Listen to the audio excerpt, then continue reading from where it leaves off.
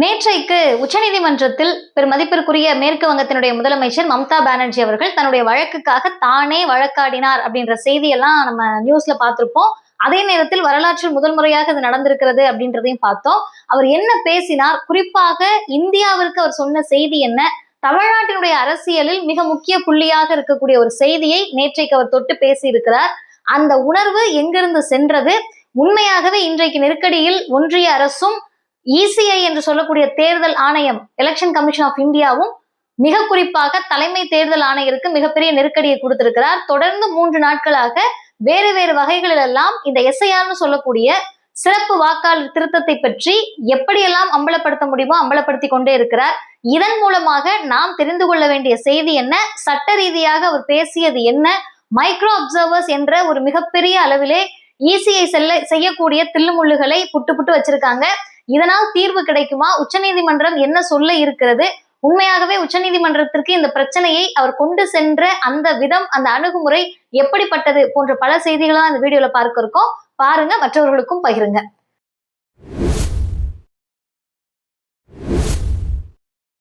அனைவருக்கும் வணக்கம். நேற்றைக்கு நடந்த அந்த உச்சநீதிமன்ற காட்சிகளை பல வீடியோ கிளிப்பிங்ஸை நீங்க பார்த்திருக்கலாம், செய்திகள் எல்லாம் பார்த்திருக்கலாம். அதுல குறிப்பாக நம்ம பேச வேண்டிய 2 செய்திகள் என்னன்னு கேட்டீங்கன்னா, இது என்ன தேர்தல் ஆணையமா இல்ல வாட்ஸ்அப் ஆணையமா என்ற கேள்வியை முன்வைக்கிறாங்க. அவங்களுடைய ஆர்குமெண்ட் எப்படி இருக்குன்னு கேட்டீங்கன்னா, உண்மையாக இந்தியாவில் எதிர்கட்சியாக இருக்கக்கூடிய பிஜேபிக்கு யாரெல்லாம் எதிராக இருக்கிறார்களோ, பிஜேபி ஆளாத மாநிலங்கள், அவர்கள் மொழியில் சொல்லணும்னா எங்கெல்லாம் எங்களுடைய டபுள் இன்ஜின் இல்லையோ அதெல்லாம் எப்படி வஞ்சிப்போன்றத செஞ்சுக்கிட்டு இருக்காங்கன்றத புட்டு வச்சிருக்காங்க. இன்னும் குறிப்பா என்னன்னு பாத்தீங்கன்னா, வரலாற்றில் முதல் முறையாக ஒரு மாநிலத்தினுடைய முதலமைச்சர் சிட்டிங் சிஎம் அவருடைய வழக்குக்காக அவரே வாதாடுவது முதல் முறை அப்படின்னு சொன்னாங்க. ஆனா இது என்னன்னு கேட்டீங்கன்னா, அரசியலில் இருக்கக்கூடியவர்கள் தங்களுடைய வழக்குக்காக தங்களே வழக்காடக்கூடிய நடைமுறையெல்லாம் இந்தியாவில் இருந்திருக்கிறது. குறிப்பாக தமிழ்நாட்டை பொறுத்த வரைக்கும் தந்தை பெரியார் பல வழக்குகளில் அவருடைய வழக்குக்கு எந்த வகையிலும் வழக்கறிஞர்களை வைக்காம அவரே எல்லா வழக்குகளையும் வாதாடியவர். ஆனா இப்ப ஏன் இது இவ்வளவு பெரிய பேசுபொருள் ஆகுதுன்னு கேட்டீங்கன்னா, இந்தியாவில் அரசியல் கட்சியில் இருக்கக்கூடியவர்கள் தங்களுக்காக தங்களே வழக்காடி இருக்காங்க, தலைவர்கள் தங்களுக்காக வழக்காடி இருக்காங்க. ஆனா ஒரு சிட்டிங் சிஎம் ஆக, ஒரு மாநிலத்தினுடைய முதலமைச்சராக, தன்னுடைய மாநிலத்தின் மிக முக்கியமாக அவருடைய மாநில உரிமைக்காகவும் அந்த மக்களினுடைய வாக்குரிமைக்காகவும் வாதாடியது இதுதான் முதல் முறை. இப்ப இதுல அவங்க பேசின அந்த குறிப்புகளா இருக்கட்டும், அவங்களுடைய வாதமா இருக்கட்டும், அதில் பல இடங்களில் தமிழ்நாட்டினுடைய அரசியலை நம்ம ஒப்பிட்டு பார்க்க வேண்டிய கடமை இருக்கு. என்னன்னு கேட்டா, எங்களுடைய வட்டார வழக்காக இருக்கலாம், அந்த ஊரினுடைய மொழியாக இருக்கலாம், குறிப்பாக பெங்காலில இதெல்லாம் நாங்க எப்படி சொல்லுவோன்றது இவங்களுக்கு எப்படி தெரியும்னு கேக்குறாங்க. அந்த இடத்துலதான் இந்த இவங்க யாருங்கன்னு பார்த்தோம்னா மைக்ரோ அப்சர்வர்ஸ் அப்படின்ற வார்த்தையை அவங்க சொல்றாங்க. யார் இந்த மைக்ரோ அப்சர்வர்ஸ் அப்படின்னா, தேர்தல் ஆணையத்திலிருந்து அங்க ஒரு இடத்துல தேர்தல் நடக்குதுன்னு சொன்னா அது சரியா நடக்குதா, அங்க ஏதாவது குளறுபடிகள் இருக்கா அப்படின்னு அதனுடைய நேர்மைத்தன்மையையும் அந்த நெறிமுறைகளையும் பார்த்து சொல்ல வேண்டிய ஒரு பொறுப்பும் கடமையும் இந்த மைக்ரோ அப்சர்வர்ஸுக்கு இருக்கு. அப்ப தேர்தல் ஆணையத்தின் மூலமாக அனுப்பக்கூடிய ஆட்கள் அவங்க. இதுக்கு ஒரு பக்கம் வச்சுக்கிட்டு அப்படியே பாருங்க, இந்த எஸ்ஐஆர்ல இவங்களோட ரோல் எங்க வருது? நீங்க என்ன சொல்றீங்க, நாங்க ரிவிஷன் பண்றோம், யாரெல்லாம் உண்மையான ஓட்டு இல்லையோ அவங்களை எடுக்கிறோம், கள்ள ஓட்டை குறைக்கிறோம், யாரெல்லாம் இறந்துட்டாங்களோ அவங்களை நீக்கணும், போலி வாக்காளர்களை தடுப்பதற்கான முறை அப்படின்னு சொல்லிதான் இந்த ரிவிஷன் பேர் வச்சாங்க. ஆனா மிக தெளிவாக தமிழ்நாடு இந்த எஸ்ஐஆர் வந்த நாளிலிருந்து, குறிப்பாக தமிழ்நாட்டினுடைய முதலமைச்சர், இது ரிவிஷன் கிடையாதுங்க, டெலிஷன். நீங்க யாரெல்லாம் உண்மையான வாக்காளர்களோ அவங்கள நீக்குறீங்க, குறிப்பாக சிறுபான்மையினருடைய வாக்குகள், பட்டியலினத்தருடைய வாக்குகள், பெண்களுடைய வாக்குகளை குறைக்கக்கூடிய வேலை இது அப்படின்றத நம்ம முன்னாடி இருந்தே சொன்னோம். அப்ப இந்த மைக்ரோ அப்சர்வர்ஸோட ரோலை அவங்க எப்படி பிரிச்சு காட்டுறாங்கன்னு கேட்டா, என்னுடைய வாக்கு அல்லது எந்த மாநிலத்தில் இருக்கக்கூடிய ஒரு வாக்கு, இத சரிபார்க்க வேண்டிய வேலையோ, நான் இருக்கணும் இல்லையா, என் பேரு சரியா இருக்கா இல்லையான்றதை யார் பார்ப்பாங்கன்னு கேட்டா, அங்க இருக்கக்கூடிய ஒரு பிஎல்ஓவோ இல்ல இஆர்ஓவோட வேலையா இருக்கும். இந்த பிஎல்ஓவோ இஆர்ஓவோ இல்ல ஏஇஆர்ஓ கூட இந்த வேலைகள் எல்லாம் அவங்கதான் பார்த்து சரிபார்க்கக்கூடிய திருத்தக்கூடிய பணிகள். இப்ப இங்க மைக்ரோ அப்சர்வர்ஸ் 8300 பேரை எலெக்ஷன் கமிஷன் ஏன் மேற்கு வங்கத்துக்கு அனுப்புனீங்க? எங்க ஸ்டேட்டுக்கு அவங்க என்ன வேலையா வந்தாங்க? எலெக்ஷன் அப்பதானே அவங்க வேலை. சிறப்பு வாக்காளர் அந்த திருத்த பட்டியல்ல இவங்களுடைய வேலை என்ன என்ற மிக முக்கியமான கேள்வியை முன்வைக்கிறாங்க. அந்த கேள்வியோடு துணையாக என்னன்னு கேட்டீங்கன்னா இவங்க ரோல் என்ன, அதை மீறி இவங்க வர்றதுக்கான காரணம் என்னன்றத தெளிவா புரியுற மாதிரி சொல்றேன். இப்ப என்னுடைய பேர் வந்து ஏதோ ஒரு மேற்கு வங்க மொழியில் வைக்கப்பட்ட ஒரு பேர். அப்படி இல்லைன்னா பெங்காலில ஏதோ ஒரு இடத்துல என்னுடைய பெயர் ஒரு மாதிரியும் அதே பெயரனுடைய உச்சரிப்பு தமிழ்நாட்டுக்கு வந்தா வேறு மாதிரியும் இது பல இடங்கள்ல இருக்கும். இப்ப அவங்க என்ன சொல்றாங்கன்னா எங்களுடைய மொழியில் வியே கிடையாதுங்க, வா வே இதெல்லாம் இல்ல, பீனு தான் நாங்க ப்ரொனவுன்ஸ் பண்ணுவோம், உச்சரிப்போம். இப்ப எடுத்துக்காட்டுக்கு சொல்லணும்னா நம்ம விக்ரம் அப்படின்னம்னா உங்களுக்கு அது விக்ரம், பிய பீன் தான் சொல்லுவோன்றாங்க. இப்ப இன்னொன்னு சொல்லணும்னா விவேகானந்தா அப்படின்றதுல 2 வி வருதா, அந்த ரெண்டையுமே அவங்க பீல தான் ரீப்ளேஸ் பண்ணுவாங்களாம், விவேகானந்தா அப்படிதான் சொல்லுவாங்களாம். இப்ப வர்ஷா குப்தா அப்படின்னா நம்ம ஒரு பேர் இருக்கு அப்படின்னா அவங்களுக்கு அது வர்ஷா. இப்ப இது எல்லாமே தெளிவாக அவங்க உச்சநீதிமன்றத்துல சொல்றாங்க. இப்ப நீங்க மைக்ரோ அப்சர்வராக ஒருத்தர் உள்ள வர்றப்ப அவங்க தேர்தல் ஆணையத்துல இருந்து வர்றப்ப அவங்களுக்கு எங்க மொழி தெரியாது, அப்ப இதனால ஸ்பெல்லிங் மிஸ்டேக் ஆகுதுன்னு சொல்றீங்க. 2002ல அவங்க பேரு பீனு மென்ஷன் ஆயிருக்கும், இப்ப இவங்க வந்து அதை வீணு மென்ஷன் பண்ணுவாங்க இங்கிலீஷ்ல மாத்துறப்ப. இப்ப இந்த மாதிரி ஒரு பேர்ல ஒருத்தர் இல்லைன்னு சொல்லி இவங்களை நீக்குவீங்க. இப்படியாக 58 லட்சம் பேருடைய பெயர்கள் இது போன்ற பல காரணங்களால் நீக்கப்பட்டிருக்கு. உயிரோட இருக்கவங்கள செத்து போயிட்டாங்கன்னு நீக்கி இருக்கீங்க, இங்க பாருங்க இவங்க எல்லாம் உசுரோட தான் இருக்காங்க அப்படின்னு பல ஆர்குமெண்ட்டை முன் வச்சிருக்காங்க. இதுல இந்த எஸ்ஐஆர், வாக்குரிமை, ஜனநாயக உரிமை இதெல்லாம் தாண்டி இதெல்லாமே நம்ம ஏற்கனவே பேசின செய்திகள்.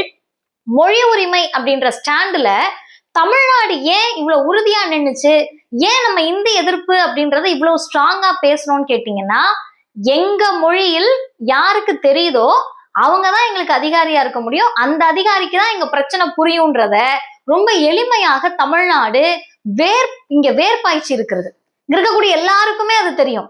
இப்ப இன்னைக்கு மேற்கு வங்கத்துல இந்த பிரச்சனை எழுகிற போதுதான் தங்களுடைய மொழி தெரியாத ஒரு அதிகாரிகள் உள்ள வர்றப்ப எத்தனை ஜனநாயக சிக்கல்கள் ஏற்படுகிறது அப்படின்றத உச்ச நீதிமன்றத்திலே பதிவு பண்ணியிருக்காங்க.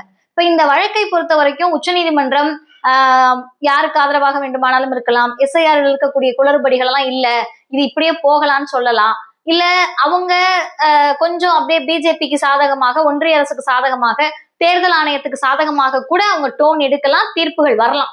ஆனா என்ன செய்தின்னு கேட்டீங்கன்னா தேர்தல் ஆணையத்தினுடைய முகத்திரை உச்சநீதிமன்றத்தில் கிழிக்கப்பட்டிருக்கிறது அப்படின்றதுதான் வரலாற்றில் நிற்கும்.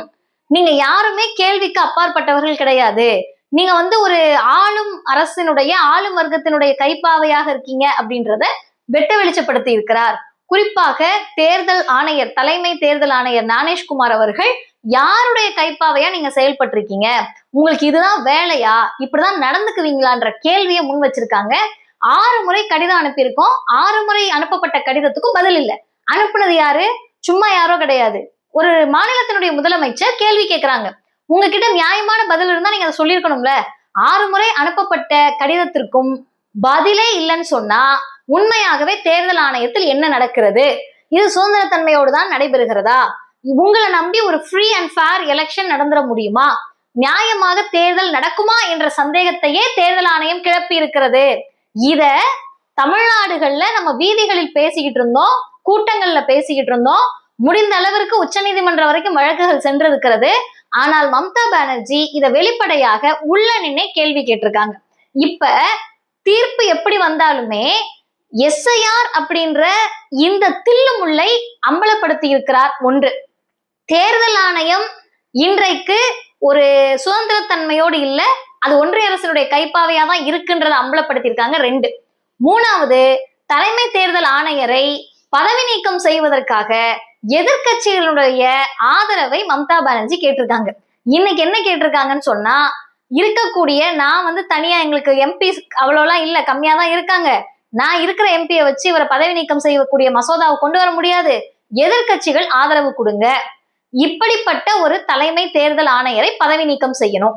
இப்பயும் நீங்க எடுத்துக்கோங்க, சட்ட ரீதியாக அந்த பதவி நீக்கத்திற்கான மெஜாரிட்டி எதிர்கட்சிகளுக்கு இருக்கா அப்படின்றது கேள்விக்குறிதான். ஆனால் இப்படி ஒரு தலைமை தேர்தல் ஆணையர் இருந்தார், அவர் நடக்கிறப்பதான் ஒன்றிய அரசு இப்படி எஸ்ஐஆர்ன்ற ஒரு தில்லுமுள்ள கொண்டு வந்துச்சு. இது மூலமா இவங்க பண்ணினதெல்லாம் ஜனநாயக விரோதம், சட்ட விரோதம், இந்தியன் கான்ஸ்டிடியூஷன் சொல்லக்கூடிய இந்திய அரசமைப்பு சட்டத்திற்கு எதிரானது. இப்படி நடைபெற்ற போது இந்த தலைமை தேர்தல் ஆணையரை பதவி நீக்கம் செய்யணும்னு ஒரு குரல் எழுந்தது அப்படின்றது வரலாற்றுல பதிவாகும்ல. உங்களுடைய முகத்திரையை கிழித்திருக்கிறார்கள்ல, அதுதான் இன்னைக்கு தேவையானது. அப்ப ஒரு பிரச்சனை நடக்கின்ற போது இவங்க போய் இப்ப சுப்ரீம் கோர்ட்ல ஆர்கியூ பண்ணதுனால என்ன நடக்கும்ன்ற வாதங்களோ அல்லது இதெல்லாம் ஒரு விஷயமான்ற வாதங்களோ எத்தனை நாளைக்கு எடுபடும்? இங்க உட்கார்ந்துகிட்டு பிஜேபியில இருக்கவங்க ஆமாமா நீங்க உச்சநீதிமன்றம் போனா எல்லாம் நடந்துற போதா அப்படின்ற ஒரு கிக்கி பிக்கியா இருக்கட்டும், இல்ல பதவி நீக்கம் பண்றதுக்கு உங்ககிட்ட என்ன ஆள் இருக்காங்களா அப்படின்ற கேலி கிண்டல்களாக இருக்கட்டும், இது எது ஒண்ணுமே நடக்காம இருக்கட்டும்.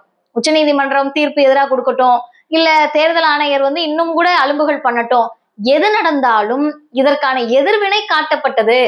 பாசிசத்திற்கு எதிராக இருக்கக்கூடிய எதிர்கட்சி ஆளக்கூடிய மாநிலங்கள், குறிப்பாக தமிழ்நாடு, கேரளா, மேற்கு வங்கத்தை நீங்க இப்படிதான் பாக்குறீங்க, பாரபட்சமா தான் பாக்குறீங்க.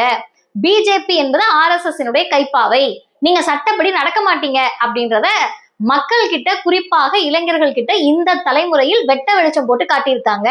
ஏன் இதே ஆண்டு தேர்தல் வரக்கூடிய அசாமுக்கு SIR இல்ல அப்படின்ற கேள்வியை நம்ம வருஷம் வருஷம் கேட்கலாம், காலங்காலமா கேட்கலாம், மேடைகள் தோறும் கேட்கலாம். ஆனா உச்ச நீதிமன்றத்திற்குள் நின்று அது பதிவாகி இருக்கிறது.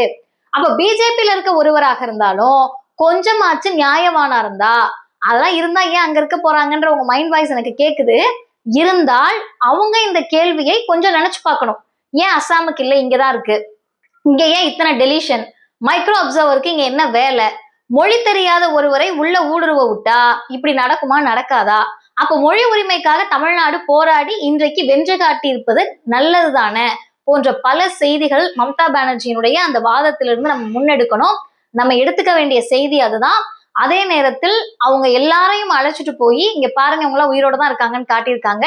திரு ராகுல் காந்தி அவர்கள் இந்த வேலையை முன்னாடியே செஞ்சாரு.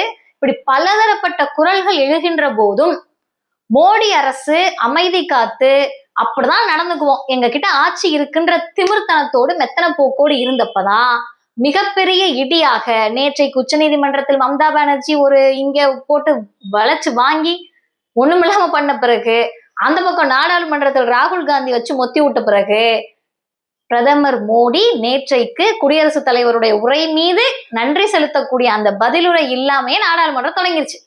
இதுல வர பெருமை, பிஜேபியினுடைய இந்த ஆட்சி கட்டிலில் இருக்கக்கூடிய இத்தனை ஆண்டுகளில் முதல் முறையாக பிரதமர் மோடியினுடைய பதிலுரை இல்லாமல் நாடாளுமன்றம் தொடங்கிருச்சு.